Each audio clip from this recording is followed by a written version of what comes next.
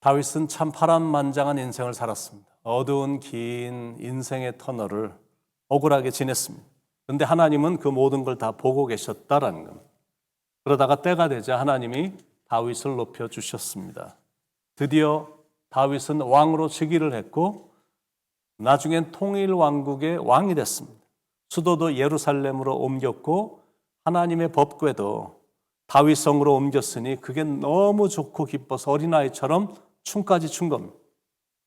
그런데 신비하다고 느껴질 정도로 하나님의 법궤가 도착한 후부터 하나님은 주위의 원수들을 다 물리쳐 주셔서 다윗을 평안하게 해주셨습니다. 다윗의 왕국은 점점 더 강성해져 갔고 나라는 평화가 도래했습니다. 그런데 이제 마음에 걸리는 게 하나가 있었는데 모든 게 정말로 완벽하게 진행이 됐고 백성들과 또 우리 사람들은 안정과 평화를 누리며 행복해서 더 바랄 게 없을 정도였는데 한 가지가 마음에 걸리는 거예요. 자기는 너무 좋은 곳에서 평안하게 잘 지내고 있는데 하나님의 법궤는 천막 안에 있는 그 사실이 마음에 너무나 걸렸던 겁니다. 1절, 2절 여호와께서 주위의 모든 원수를 무찌르사 왕으로 궁에 평안히 살게 하신 때 왕이 선지자 나단에게 이르되 볼지어다 나는 백향목 궁에 살거늘 하나님의 교회는 휘장 가운데 있도다. 자기는 백향목 궁에서 호화롭게 잘 살고 있는데 하나님의 교회는 천막 가운데 초라하게 있으니 다윗의 마음이 괴로웠던 겁니다. 그래서 다윗은 하나님을 위해서 자기 집보다 더 튼튼하고 더 아름다운 성전을 짓기로 마음을 먹었습니다. 나단 선지자도 다윗의 그런 마음을 보고 좋게 생각해서 그렇게 해도 좋다라고 말을 해 주었습니다. 3절에 나단이 왕께 아뢰되 여호와께서 왕과 함께 계시니 마음에 있는 모든 것을 행하소서 하니라. 그런데 하나님은 그 일을 허락하지 않으실 것임을 그 밤에 나단 선지자에게 나타나셔서 알려주신 겁니다. 4절로 7절에 그 밤에 여호와의 말씀이 나단에게 임하여 이르시되 가서 내 종 다윗에게 말하기를 여호와께서 이와 같이 말씀하시되 내가 나를 위하여 내가 살 집을 건축하겠느냐. 내가 이스라엘 자손을 애굽에서 인도하여 내던 날부터 오늘까지 집에 살지 아니하고 장막과 성막 안에서 다녔나니 이스라엘 자손과 더불어 다니는 모든 곳에서 내가 내 백성 이스라엘을 먹이라고 명령한 이스라엘 어느 지파들 가운데 하나에게 내가 말하기를 너희가 어찌하여 나를 위하여 백향목집을 건축하지 아니하였느냐 말하였느냐. 하나님이 허락하시지 않은 이유는 바로 이 두 가지 때문에 첫 번째는 이스라엘과 동행하기 위해서다라는 거예요.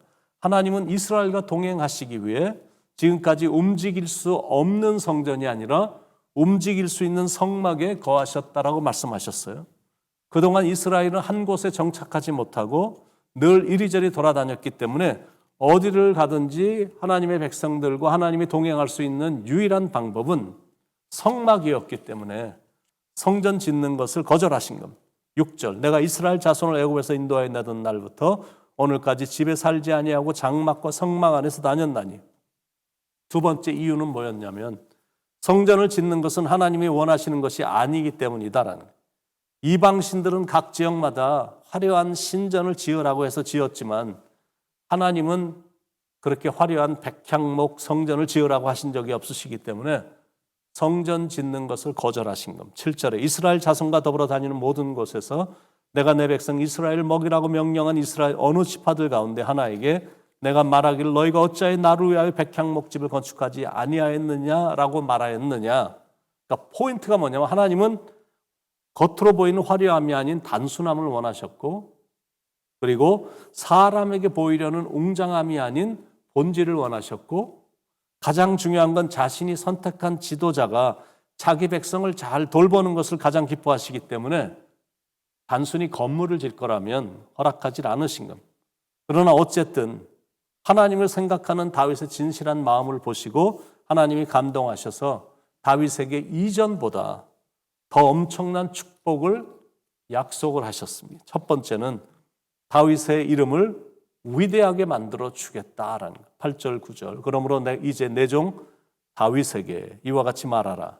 만군의 여호와께서 이와 같이 말씀하시기를 내가 너를 목장 곧 양을 따르는 데서 데려다가 내 백성 이스라엘의 주권자로 삼고 내가 가는 모든 곳에서 내가 너와 함께 있어 내 모든 원수를 내 앞에서 멸하였은즉 땅에서 위대한 자들의 이름같이 내 이름을 위대하게 만들어 주리라. 첫 번째 약속. 두 번째 약속은 가나안 땅을 이스라엘 백성의 영원한 땅으로 주겠다라는 것. 10절에 내가 또 내 백성 이스라엘을 위하여 한 곳을 정하여 그를 심고 그를 거주하게 하고 다시 옮기지 못하게 하며 악한 종류로 전과 같이 그들을 해하지 못하게 하여.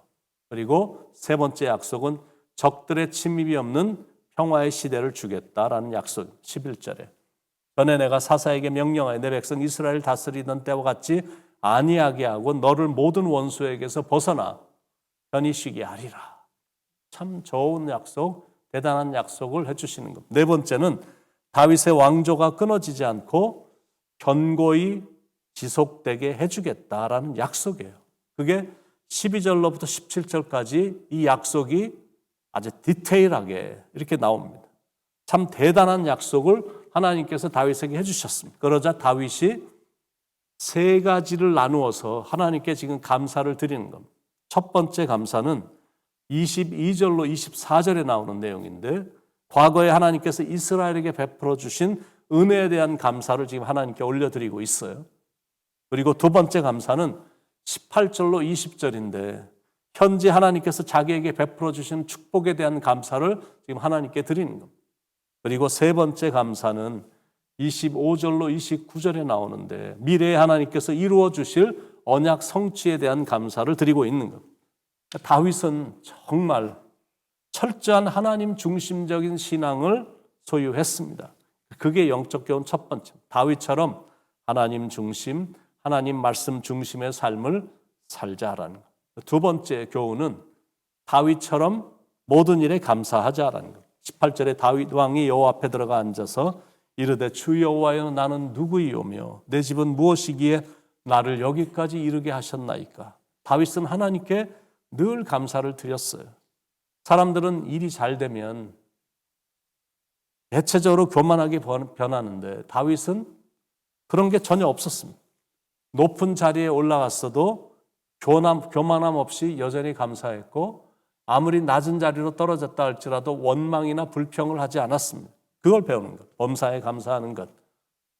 과거에 함께해 주심에 감사드리고 현재에도 부어주신 은혜에 감사하고 미래에도 동일한 사랑으로 베풀어 주실 하나님의 은혜에 미리 감사하는 성숙함을 배우는 겁니다. 영적 교훈 세 번째는 하나님의 은혜를 갚으며 살자라는 교훈입니다. 하나님의 은혜를 갚기 위해 다윗은 성전을 지키로 결심했는데 그거는 내가 은혜를 받았기 때문에 은혜를 보답하는 그 마음으로 그런 결심을 한 겁니다. 그런 걸 배우는 겁니다. 영적 교훈 네 번째.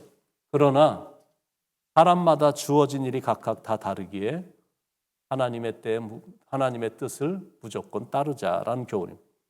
다윗은 자기의 전 재산을 다 들여서라도 하나님의 성전을 짓기를 원했습니다. 그런데 하나님이 허락하진 않으신 거예요. 다윗에게 주어진 사명은 주변 국가들을 정복해서 이스라엘의 안정을 이루는 것이었지 성전 짓기의 사명은 다른 사람의 몫이었던 겁니다. 저희 아버님은 약 50년 정도 목회하시는 동안 교회 건축을 7번이나 하셨습니다. 대부분의 목회자들은 한 번도 못하는 경우들이 참 많은데 아버님은 부임하시는 곳마다 성전을 지으신 겁니다. 그런데 그렇다고 해서 목회자는 반드시 다 성전을 지어야 된다는 그런 건 절대 아닙니다.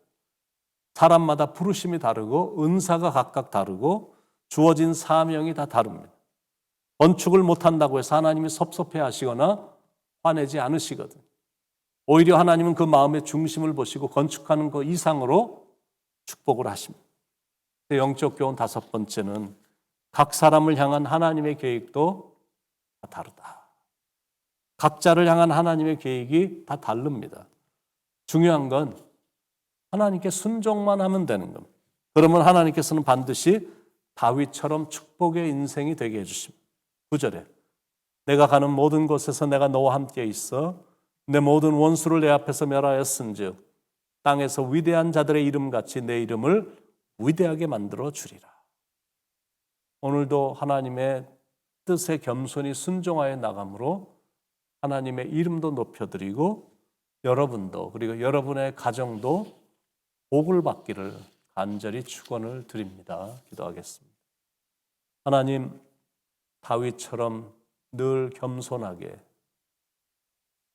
범사에 감사하며 살아가는, 그리고 삶의 모든 초점이 하나님 중심, 말씀 중심의 이 신앙인의 삶을 일관해서 나갈 수 있도록 하나님 인도해 주시옵소서. 그래서 그런 삶을 통해 하나님은 영광을 받으시고 우리와 우리의 가정은 엄청난 복을 받게 되는 그 복을 허락해 주시옵소서.